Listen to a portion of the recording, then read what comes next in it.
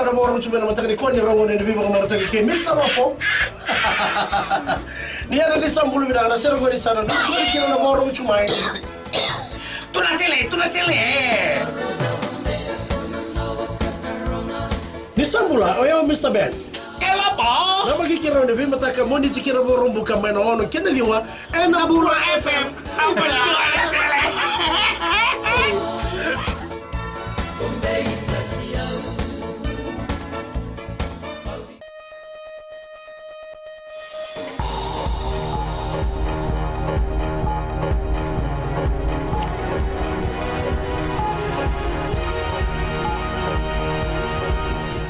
Good evening, this is FBC News. I'm Jackie Spade. In this bulletin tonight, Fijian Elections Office begins voter registration. Hunt continues for rape suspect. And New Zealand government helps train Water Authority engineers.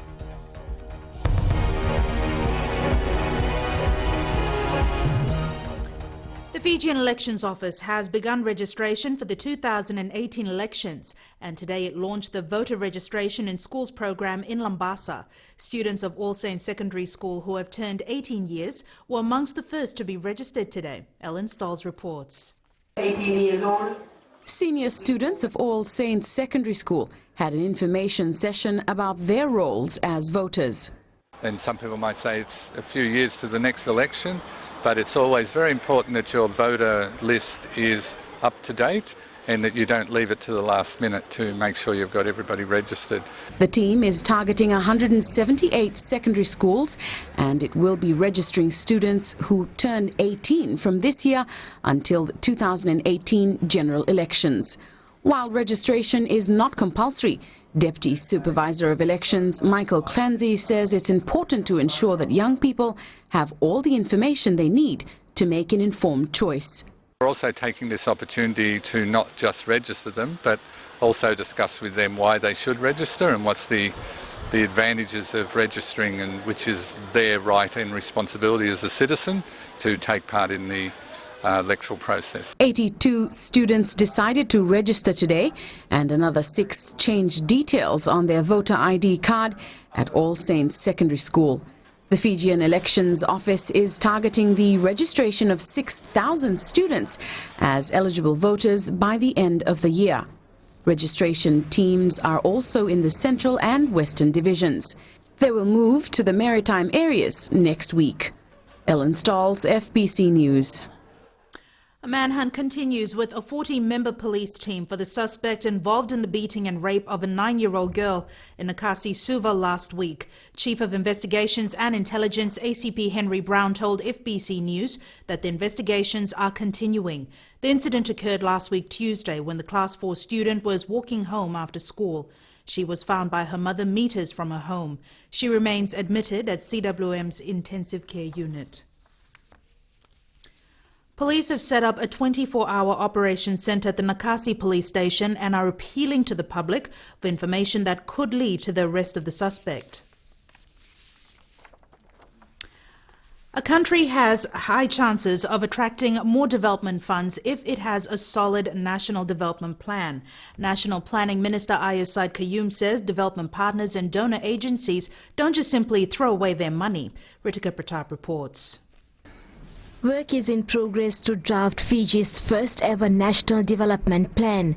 The NDP will clearly outline specific areas of development in the coming years, which will provide a better mechanism in terms of formulating the budget in future. There obviously is prioritization in terms of setting the roadmap through the NDP.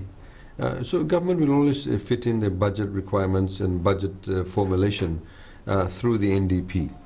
Minister Ayasad Qayyum says this is an ongoing process, as there will be plans made in between the 5-year and 20-year development plan, which will be specific to short-term development. So if, for example, we say that a particular area is growing and that by 2018 it should have 3-phase power, FEA and all the other ministries that's relevant are put on notice to be able to work towards that. And also the budget team is put on notice that this is the objective that we need to achieve by 2018. Syed Kayum says once the National Development Plan is ready, it will clearly outline Fiji's priority development areas to donor agencies. They have their own budgets too. So they may say, well, this year, we have only about $100 million available for aid. Who do we give it to? If they go to a country that does not have a development plan, does not have a vision, and a country that does, guess who they'll give their money to? And they can also say, well, in 3 years' time, maybe we can assist them in this area because that's what they want. Consultations on the National Development Plan will end this month, and a draft is expected to be ready before the announcement of the 2016 national budget on November 6th.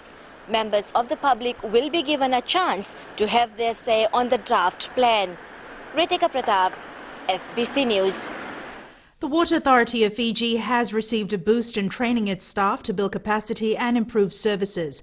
The New Zealand government is providing more than $800,000 to allow Water Authority of Fiji engineers to undergo training. The training will benefit 180 Water Authority staff.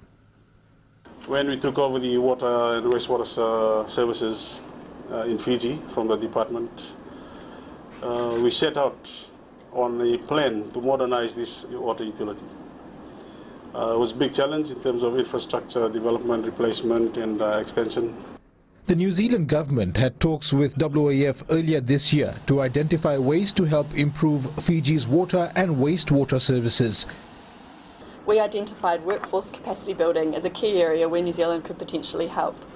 And today's training represents the start of what we hope will be a longer-term partnership between the New Zealand government and the Water Authority of Fiji. The Water Authority's strategic plan includes continuous training and upskilling of workers to keep abreast of world benchmarks. New Zealand's Deputy High Commissioner Amanda Vercoe says this isn't the end of cooperation. It's widely accepted that this critical part of Fiji's water infrastructure is aged and operating well beyond its original design capacity. In short, it requires urgent attention. To meet the enormous challenge, the Water Authority of Fiji cannot do this alone. The training begins tomorrow and runs for the rest of the year. Edwin Nund, FBC News. Assistant Environment Minister Lorna Eden says there is the challenge of creating sustainable towns and cities. And this is at a time when more people are moving from rural to urban areas, placing demands on water, food and the simple necessities of life. Julie Vatwaliwali with this report. Speaking to regional delegates at the International Union for Conservation of Nature, Assistant Environment Minister Lauren Eden said a lot of effort and resources are placed on helping villages, and people fail to realize that rural dwellers are moving to towns and cities. In the face of climate change and disasters and other social and environmental issues, I am especially interested in seeing that the lives of people are improved and that poverty is alleviated. The chair of the IUCN Commission on Environment, Economic and Social Policy, Ahara Mead, hopes the 3 days will be a fair approach to conservation. We will have a bit more clarity about what the priorities for IUCN in this region will be. But it's a region that's so rich with culture and language and environment. It's a very complex mix to get that balance exactly right.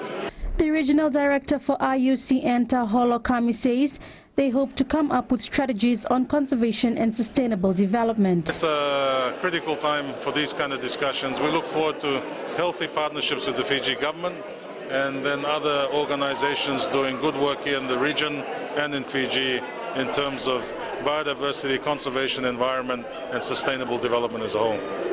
More than 60 people are attending the regional conference. Julie Vatwaliwali, FBC News. The Housing Authority of Fiji has disbursed 60% of the government housing grant. The authority's Chief Executive Officer Joshua Wycliffe says this is due to the increase in the demand for housing. Ali Kimbia has more. Earlier this year, the government announced that Fijians with an annual income less than $50,000 are eligible for a grant of $10,000 for the construction of a new house and a grant of $5,000 for those eligible to purchase an existing first home. Housing Authority has confirmed that a lot of people have been able to access the grants. We've been able to dispense 60% of the Housing Assistance Grant, HAG, which just shows the level of interest the market has. Year to date, from January till June, we've been able to provide middle of June, we've been able to provide 60 plus customers. Wycliffe says they will embark on encouraging more people to access the grant, and they are also looking at providing more dwellings to meet the current demand for housing. Based on our targets, between now and the next 18 months, we should have a little over 1,000 dwellings that we can deliver to that affordable segment of people. So that is the plans. And to name a few, we have the land preparation, the land development work going on in Matavoli, and Matavoli would yield about 420 dwellings. Fijians can apply for the housing financial assistance through the government's Rural Housing Assistance Program. However, proper documentation and verification is necessary to take advantage of this assistance. Ali Kimbia, FBC News. In the news ahead, Australian Navy to carry out seabed mapping.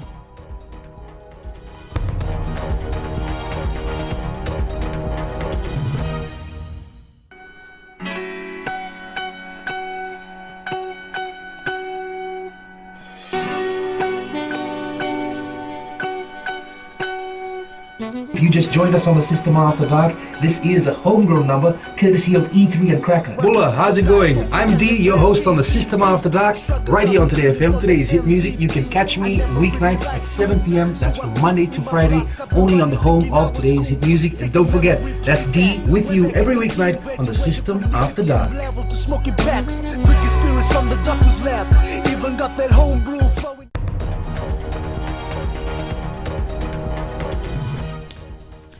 The Ministry of Health is distributing registration forms for medical ID cards to beneficiaries of the free medicine scheme. Fijians earning less than $20,000 per annum can apply for the scheme. Julie Vatwaliwali with this report. These ID cards are issued to assist pharmacists to verify the eligible candidates for free medicine. Assistant Minister for Health Vina Bhatnagar has encouraged people who qualify to make use of this initiative. We still request people to fill in the forms. So you go to your nearest health facility and you can ask for a form. Social welfare recipients will not need to apply for the medical ID cards. They are only required to present the social welfare cards. There are only 33 pharmacies identified in the free medicine scheme, and Nan's pharmacy in Nambua in Suva is one of them. This has allowed a lot more compliance within the patients. They are able to take a lot more of their high blood pressure medication, diabetes, which allows them to control their health a lot better. Several recipients of the cards have already started to make use of it. It's really helpful for us, for a single mom like us, you know. I used my free medicine card once only at the Island Pharmacy in Ba. They gave me some tablets as I am suffering from pressure. So far, the Health Ministry has received over 15,000 completed application forms and has approved about 6,500. Another 700 cards are expected to be released by the end of the week. The application forms are available at health centers, and as yet, there is no closing date. Julie Vatwaliwali, FBC News. A Royal Australian Navy vessel HMS Lewin is in the country for the first time in 8 years. As part of its regional engagement, the vessel will carry out seabed mapping operations with the Fiji Hydrographic Office. Akosita Tale visited the ship today and filed this report. 65 crew members, including surveyors on board the HMAS Lewin, will spend a month in the country. Their assignment will take them to Rotuma, Lautoka and back to the Suva Harbour for seabed mapping exercises. So we find out the topography of the underwater and then we make charts. so like maps of the sea, if you like. So the aim of the survey is for safety of navigation and to improve the ability for Rotuma to trade with other areas. The vessel will leave for Rotuma on Wednesday for a 10-day survey. The last mapping activity conducted in Rotuma was in 1896 by British explorer and navigator Captain James Cook. So once our survey's finished, we'll process all the data. We turn it into a chart at the hydrographic office, and that data will be sent back here to your surveyors here and to the UK as well, in fact.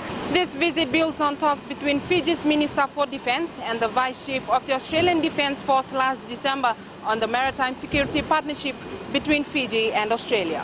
So it's something that we're used to. We do a lot of work around the Great Barrier Reef, so coal and mountainous regions it's something we do quite often. The Fiji military forces via the Naval Division and the Royal Australian Navy will also undergo combined training exercises in fighting a fire or flood in a ship and broader defence activities. Akosita Tale, FBC News. A week-long of outreach activities began today in the province of Boer by the Parliament's Civic Education and Media team. The Parliament team visited Immaculate Conception College in Boer this morning. The Speaker of the House, Dr. Chico Luveni, is expected to be in the north from tomorrow as part of the Meet the Speaker program. This allows the Speaker to engage with the public, explain her role and answer any questions that they may have. The awareness program aims to inform the community about the functions of Parliament and how they can be involved by literally taking the Parliament to them.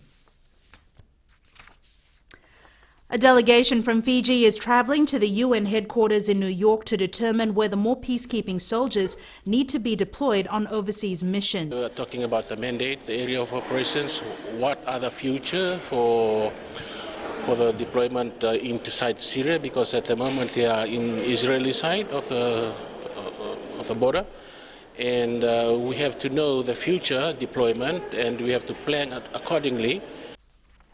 Defence Minister Timothy Natuva is being accompanied by Police Commissioner Major General Ben Hunewald and the Land Forces Commander Colonel Sitiveni Ngilio. The meeting is part of Natuva's biannual tour to visit Fijian troops serving in various places in the world. And on that note, we turn to sports now. Here's Jamie with the latest. Thank you, Jackie, and good evening. In sports tonight, karate adds another gold medal for Team Fiji at the Pacific Games. An injured flying Fijian Nemani Nandolo out for at least 3 weeks. Details after the break.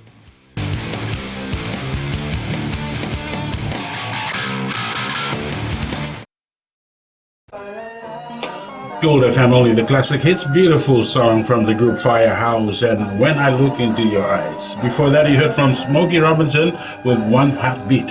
We'll take a short break and join us in the next hour for more music from Seal. Bulablaka. I'm DJ Tora. Join me every weekdays, 7 until midnight on the Premium Classics. Right here on Gold FM, only the classic hits.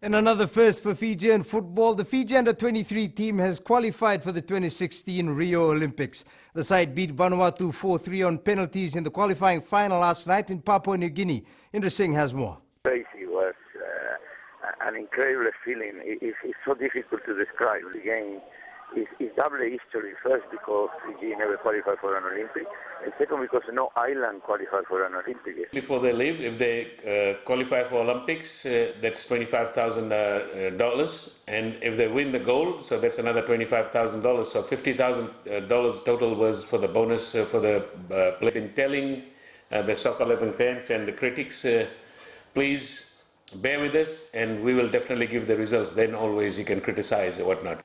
Karate has added another gold medal for Team Fiji at the Pacific Games. The Fiji women won the gold in the Team Kata event this afternoon. Meanwhile, Fiji is still fifth on the medal tally with 15 gold, 22 silver and 19 bronze medals.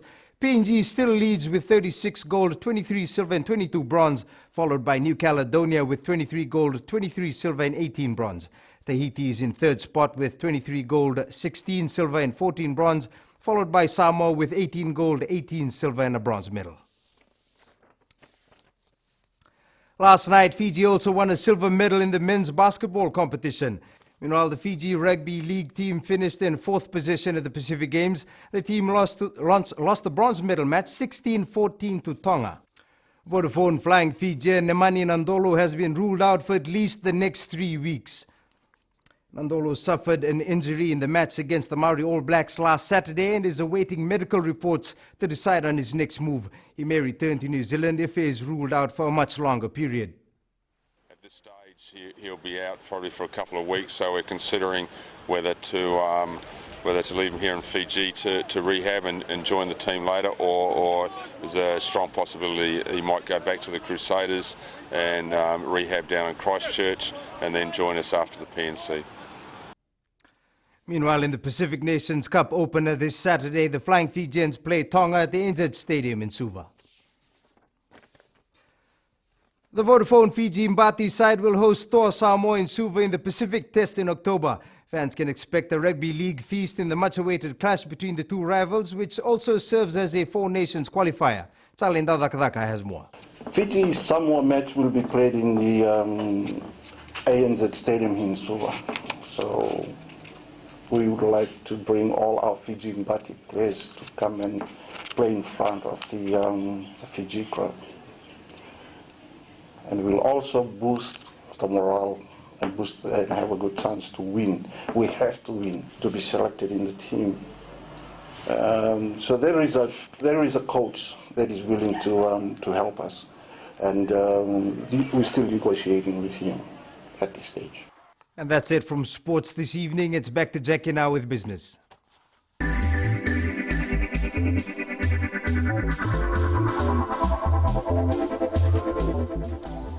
The Fiji Sugar Corporation has exported all raw sugar from the 2014 crushing season that was bound for London. Executive Chair Abdul Khan says London buyers Tate & Lyle Refinery had asked that 60,000 tonnes of raw sugar be kept in Lautoka because of storage problems. That sugar has now been shipped to London. Khan says the first shipment of raw sugar from the 2015 season is expected to leave for London next month.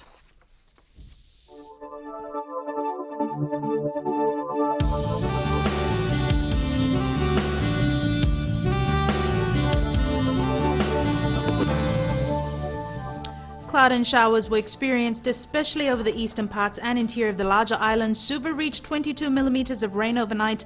Fine weather prevailed elsewhere. A frontal system remains slow-moving to the north of Fiji and extends southeastwards over Tonga and Niue.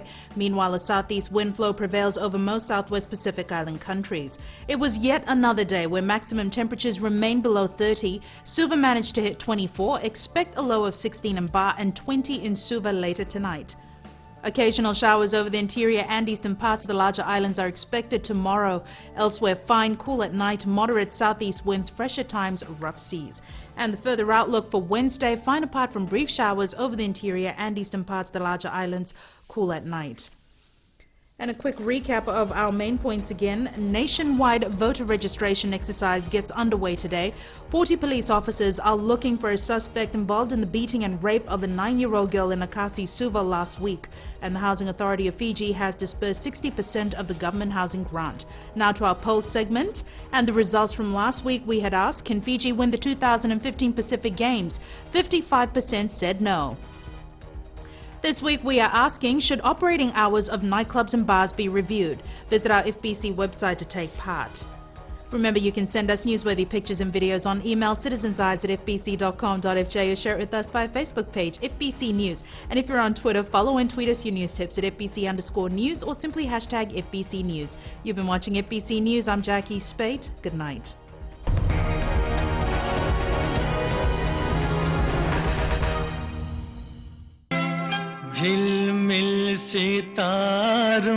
घर संसार में आपका स्वागत है।